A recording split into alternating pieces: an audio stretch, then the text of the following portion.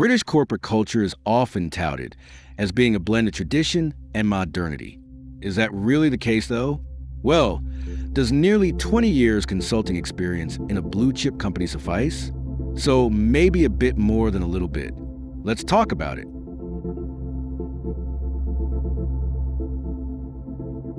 British corporate culture presents a unique tapestry woven from threads of long-standing tradition and contemporary business practices.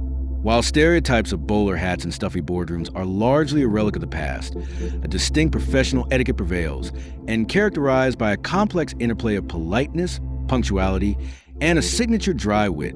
Understanding these nuances are key to navigating the UK's business landscape successfully, or at the very least, are what the country typically likes to project about itself and definitely want you to believe.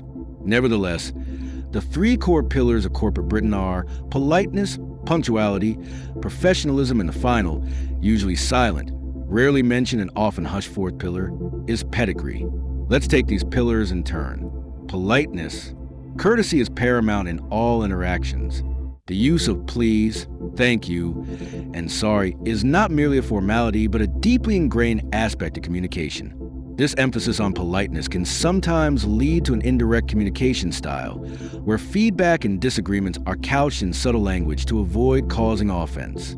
The fake politeness, though, can be nauseating. This is where the words you hear convey one meaning, but the body language, demeanor, and by virtue of rank, make clear commands and expect immediate compliance.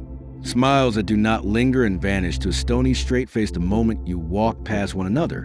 Evening pub gatherings that are more ammunition collecting sessions for that shot in the back come appraisal time. Time and punctuality. This is not just a suggestion, but a sign of respect.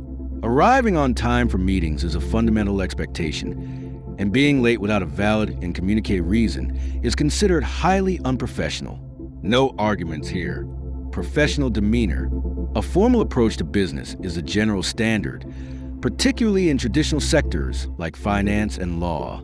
This is reflected in the prevalence of formal business attire, such as dark suits for men and smart business wear for women.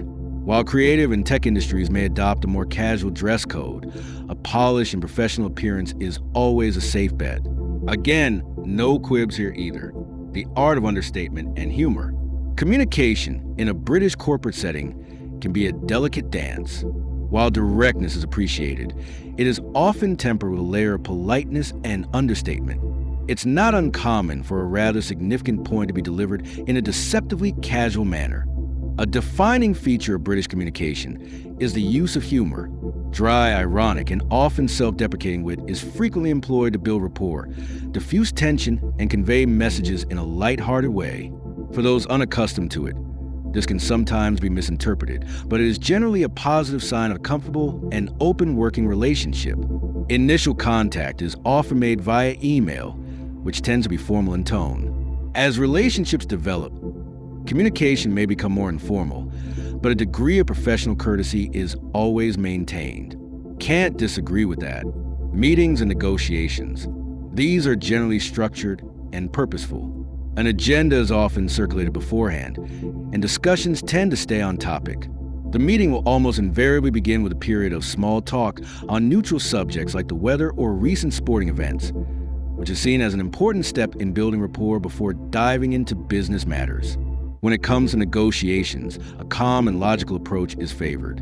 Emotional appeals are less effective than well-researched arguments and a clear demonstration of value. Be prepared for a degree of formality and expect that final decisions may not be reached in a single session. Work-life balance. There is a growing awareness and importance placed on work-life balance within the UK corporate world. Many companies are increasingly offering flexible working arrangements, and the concept of 4-day work week is gaining traction in some sectors. While the long hours culture can still be found, particularly in high-pressure industries in major cities like London, there's a clear societal shift towards prioritizing employee well-being. This is reflected in the fact that a significant number of British workers would consider a pay cut in exchange for a better work-life balance. This is where the British ought to be applauded. They make the Americas seem positively backward and uncouth. Hierarchy and decision-making. The structure of British companies typically present a blend of hierarchical and flat structures. While there's a clear respect for authority and a top-down decision-making process is common, there's also a growing emphasis on collaboration and an openness to ideas from all levels of the organization. Decisions are often made after careful consideration and consultation, meaning that immediate answers may not always be forthcoming in initial meetings.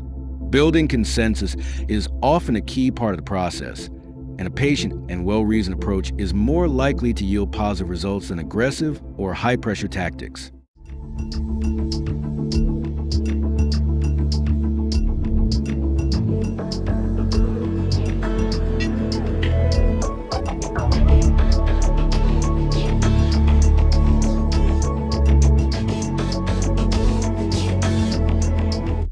Alas, the sting. Hierarchy is determined according to your background and stock.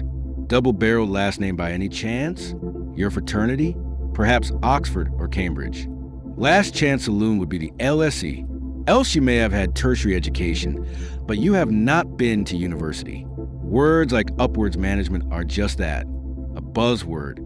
At the very least, unless titles are held in your lineage or are descended from an earl of some lesser-known county, then you mainly speak when spoken to. God forbid you are seen as not playing the game or worse, a troublemaker, and not even your own mother would touch you with a barge pole come appraisal or promotion time. Speaking of promotions, this is a dance of jabs and nifty footwork. Basically what you were actually hired to do, and a combination of a straight right, left cross, left hook, overhand right, uppercut, and savage body blows made up of extracurricular activities and out-of-contract hours contributions, none of which are ever mentioned during the hiring process. And you do all that in order to be considered one of us. Without that, good luck making a case for promotion. It serves those parachuted in at the top and the extroverted types who wouldn't be out of place on a theater stage. They see no reason why it must change. The most mind-boggling of all in the corporate world has got to be one's accent. Any whiff of East London and you are Jobsworth. This is a deeply disparaging term for a person typically in a position of minor authority, who strictly adheres to rules and regulations even when it is unreasonable, goes against common sense, or causes problems for other people. Speak anything like the king, however, and it's officer corps and colonel of the regiment, chairman of the board, captain of industry, and a benevolent CEO. Over 90% of British corporate staff have either changed their accent through education, speech therapy, or put one on as required, and therefore fake it and hope no one notices. Frankly, given what's at stake, you'll be daft not to. It transcends skin color and can overwhelm the big white elephant in the room, that is the lack of pedigree. You only need mention the former Prime Minister Rishi Sunak of Conservatives or opposition leader, and perhaps soon to be ex-leader of Conservatives, Kemi Badenoch. I'll conclude by saying that perhaps the true nature and worth of corporate Britain can be summed up by its fruit. 0 hours contracts, minimal corporate social responsibility or complete lack thereof, pay for play in politics, ministerial questions to the highest bidder, jobs for the boys, strikes galore year in year out, tax avoidance, fraud and money laundering through the financial sector and through real estate, the sale of treasured long-standing companies of critical national importance for nothing but a pittance. British Airways was famously sold to privateers for £1 by Margaret Thatcher. Impossible career progression unless you hop and buck your way from one company to the next.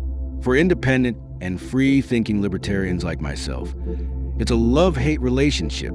Corporate Britain loved my effectiveness, and I hate their dishonesty. That said, the last line of defense is the corporate perception of influence. Demonstrate to anyone in your chain of command that they have zero influence over you and the nasty, catty underlying sidesteps to the fore. The British once ruled the world by being masters of combining orchestration and administration, basically influence. As people wised up to the art, their empire fell. Plain and simple, uncomfortable truths, but I sincerely hope that I have earned your subscription and like the post if you haven't done so already.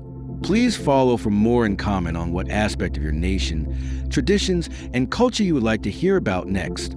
Let's have a debate. And while you are at it, the first subscriber to guess the company I work for in the comments gets 100 smackers, £1 of course. Winner will be announced.